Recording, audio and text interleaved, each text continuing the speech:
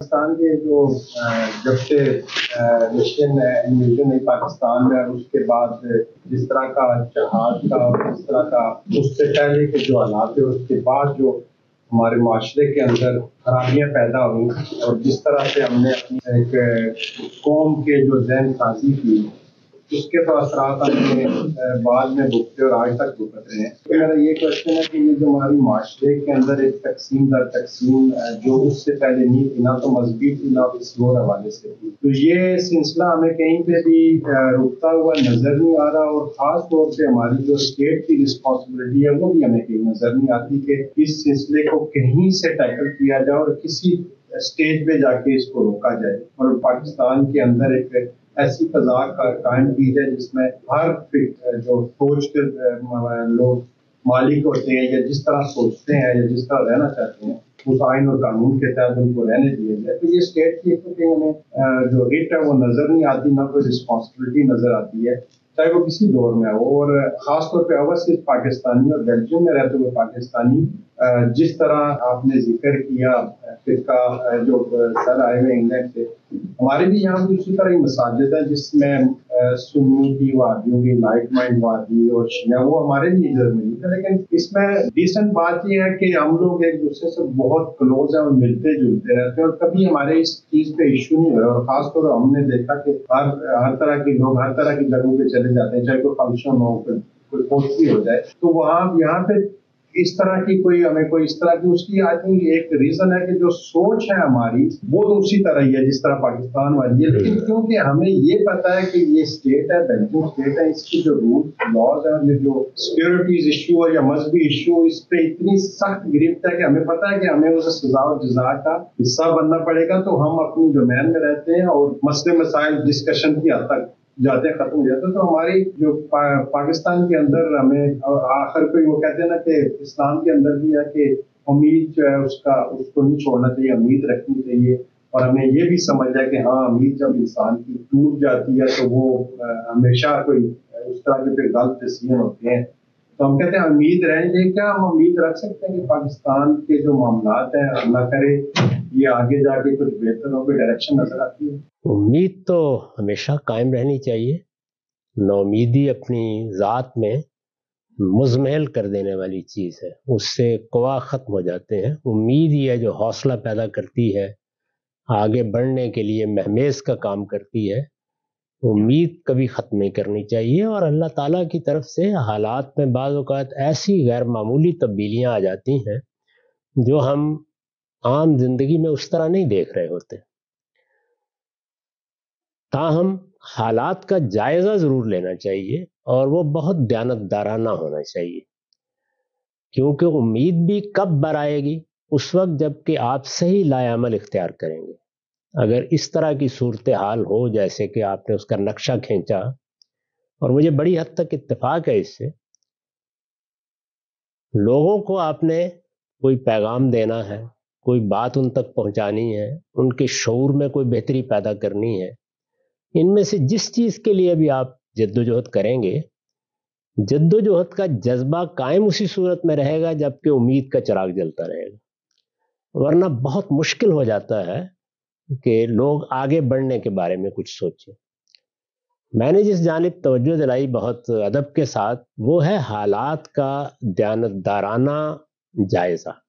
وہ اسی طرح لینا چاہیے جس طرح کہ ایک اچھا طبیب کسی مریض کا جائزہ لیتا ہے، یعنی وہ ایک ایک چیز کو دیکھنے کی کوشش کرتا ہے کہ مرض کیا ہے، کہاں تک پہنچا ہوا ہے، کیا علاج کرنا ہے۔ میں آپ سے عرض کرتا ہوں کہ یہ فرقے بن گئے جیسے ہمارے ہاں، یہ کوئی اچھی بات نہیں ہے، لیکن یہ فرقے موجود تھے جب ہم نے شعور کی آنکھ کھولی۔ مدارس فکر تو ہر حال میں بنیں گے، اور وہ تو کسی لحاظ سے بھی کوئی بری چیز نہیں ہے، وہ فلسفے میں بھی بنتے ہیں، وہ عمرانیات میں بھی بنتے ہیں، وہ سیاسی لحاظ سے بھی جماعتوں کی صورت اختیار کر لیتے ہیں، اس میں کوئی فرق نہیں پڑتا، وہ مدارس فکر ہے، ہوں گے ہر جگہ۔ لیکن جس طرح کی نفرت کی فضا پیدا کی گئی ہے، اور جو صورتحال ہمارے یہاں پچھلے 35-40 سال سے بنی ہے، میرے نزدیک اس میں ایک جملہ کہہ کے آپ نے مسئلے کا حل بتا دیا ہے۔ وہ یہ ہے کہ ریاست کی اس سارے معاملے میں مداخلت کی نوعیت کیا ہے. کیا اس معاملے کو وہ امن کا ذریعہ بنانی چاہتی ہے یا اپنے پیش نظر مقاصد کے لیے استعمال کرنے کا ذریعہ بنانی چاہتی ہے؟ آپ نے اپنے ملک کی یہاں بیٹھے ہوئے مثال دی ہے کہ وہاں ریاست اس کو امن کا ذریعہ بنانے کے لیے حساس ہے. جب آپ اس پہلو سے حساس ہوتے ہیں تو نوعیت بالکل تبدیل ہو جاتی ہے. مثال کے طور پر ہم نے دیکھا کہ تہذیبی اعتبار سے ملیشیا میں جہاں میں 10 سال رہا ہوں لوگ اسلام کے کہیں زیادہ قریب ہیں ہمارے ملک کے مقابلے میں تہذیبی لحاظ سے. یہاں اب نظریہ زیر بحث نہیں ہے. ایک تہذیب، ایک کلچر، مذہب اس کو بھی وجود میں لاتا ہے.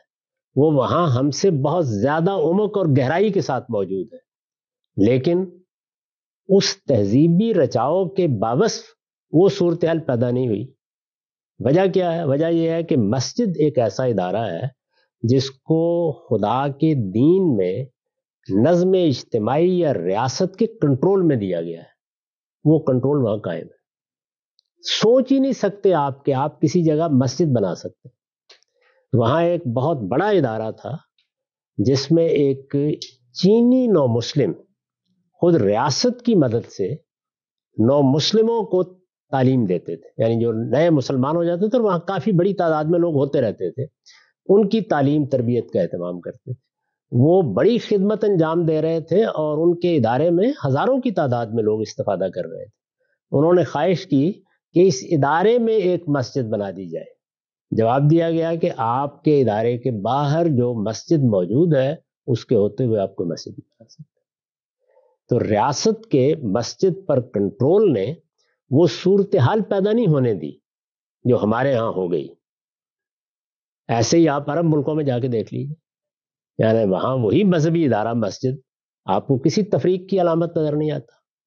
آپ امارات میں چلے جائیں، آپ سعودی عرب میں چلے جائیں، آپ عمان میں چلے جائیں، آپ بحرین میں چلے جائیں، تو آپ کو کہیں بھی مسجد اس طریقے سے نظر نہیں آئے گی. وہ کمیونٹی کا ادارہ ہے، وہ پوری مسلمان امت کا ادارہ ہے اور ریاست اس کا نظم دیکھ رہی ہے. یہ ممکن ہی نہیں کہ جمعے کے ممبر پر کوئی اور شخص آ کے بیٹھ سکے. اسلام کا اپنا حکم یہی تھا. یہ معلوم ہے ہمیں، ہر آدمی جانتا ہے. کسی بھی آپ عالم سے پوچھیں گے تو آپ کو بتا دے گا کہ امام ابو حنیفہ، امام شافعی، امام مالک نے کبھی سوچا بھی نہیں تھا کہ وہ جمعے کے ممبر پر جا کے بیٹھ سکتے. کوئی تصور نہیں تھا اس بات کا. یہ حکمرانوں سے متعلق رہا معاملہ. تو یہ ریاست کی مثبت مداخلت تھی. اسی طرح کا معاملہ اس وقت ہوتا ہے جب آپ کسی کی مدد کرنا چاہتے ہیں. آپ نے کوئی اچھا کام ہو رہا ہے، آپ کے یہاں بھی حکومت بھی مدد کر دیتی ہوگی بہت سی تنظیموں کی، آرگنائزیشنز کی، تاکہ ان کے اندر ایک نظم رہے، وہ ریاست کے قانون کی پابندی کرتی رہے. ہمارے ہاں اس کے بالکل برخلاف سیاسی مقاصد کے لیے ہم نے استعمال کیا مذہبی لوگوں کو، بڑے پیمانے پہ استعمال کیا. ہم جیسے لوگ بار بار دروازے پر دستک دے کے کہہ رہے تھے کہ یہ آپ اپنے پاؤں پر کلہاڑی مار رہے ہیں، اپنی قبر خود کھود رہے ہیں. اب اس کا نتیجہ کیا ہے کہ وہ طالبان جن کی سرپرستی ہم نے 35-40 سال اس قیمت کے ساتھ کی ہے کہ 70-75 ہزار آدمی مارے گئے، ہماری گلیوں میں بم چلے، ہماری مسجدوں میں لوگوں کے چیتڑے اڑے، یہ سب ہوا. اور اس سب کے بعد حاصل کیا ہوا ہے؟ حاصل یہ ہوا ہے کہ اس وقت پاکستان طالبان کے خلاف اپنا مقدمہ لے کے اقوام متحدہ میں گیا. یعنی بتایا یہ جا رہا تھا کہ ہم تو اصل میں ایک ایسی حکمت عملی بنا رہے ہیں جس میں افغانستان میں، بلکہ افغانستان کیا چیز ہے، اس سے پیچھے وسط ایشیا کی ریاستوں میں بھی ایک گریٹر پاکستان وجود میں آ رہا ہے. لیکن حاصل اس کا یہ ہوا، مذہبی جماعتوں، مذہبی تنظیموں کی سرپرستی کر کے سیاسی مقاصد کے حصول کی جدوجہد.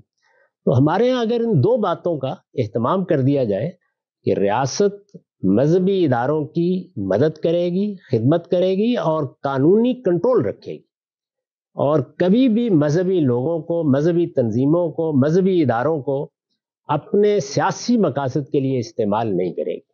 مذہب کا سیاست کے لیے استعمال شاید آخری درجے کا جرم ہے جس کا کوئی ارتکاب کر سکتا ہے. ہمارے ہاں پچھلے 50 سال کے عرصے میں اگر آپ غور کر کے دیکھیں تو بڑے پیمانے پر اس جرم کا ارتکاب ہوا ہے. بڑی چیز یہ ہے، اب مجھے اور آپ کو کیا کرنا ہے. آپ نے چونکہ یہ پوچھا ہے کہ امید وہ یہ ہے کہ ہم اس حقیقت کا شعور لوگوں میں پیدا کریں اور بغیر خوف لومات لائم پیدا کریں، اپنی طرف سے یہ بات کہنے میں کوئی کسر اٹھا نہ رکھیں۔ میرا اپنا احساس یہ ہے کہ ابتدا میں آواز بڑی نحیف اور کمزور محسوس ہوتی ہے، لیکن وقت کے ساتھ وہی بڑی آواز بن جاتی ہے۔ یہی خدمت ہم کر سکتے ہیں، جا کے کسی کے سر پر اینٹ تو نہیں مار سکتے، یہ ہمیں کرنی چاہیے۔